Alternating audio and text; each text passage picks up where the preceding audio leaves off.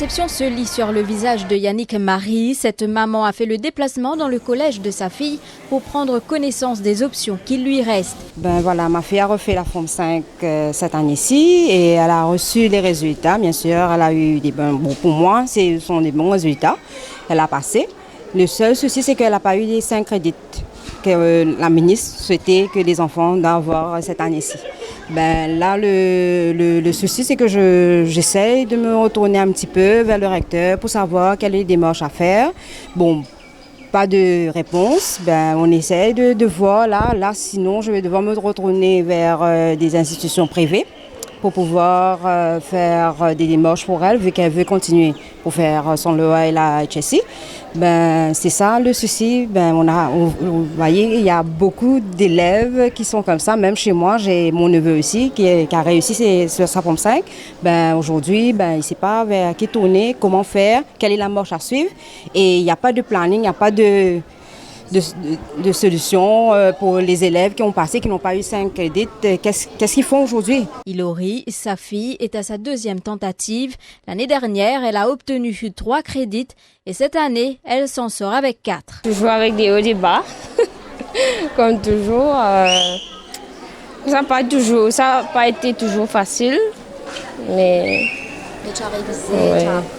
Le recteur du lycée mauricien, ce collège situé à Phoenix, est tout aussi triste. Une exception pour les candidats de la promotion 2019 aurait été la bienvenue, dit Rajeshwar Oliar. Pour cette année-ci, on aurait pu faire une chose. Disons, les élèves qui ont eu surtout 4 crédits, on aurait pu dire à ces élèves-là de faire la HSC provisoirement et arriver jusqu'à juin.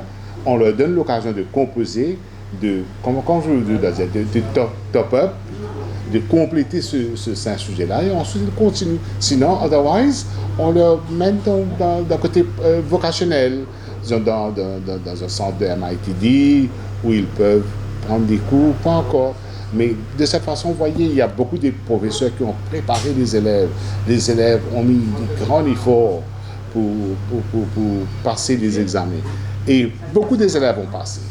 Mais malheureusement, ce problème de 5 crédits-là empêche ces élèves-là d'aller faire les études supérieures. C'est chagrinant. C'est vraiment très, très chagrinant. Pour Kevin Cassi, enseignant en mathématiques, c'est une année de dur labeur qui tombe à l'eau. Les élèves ont fourni beaucoup d'efforts. Les profs ont travaillé d'arrache-pied.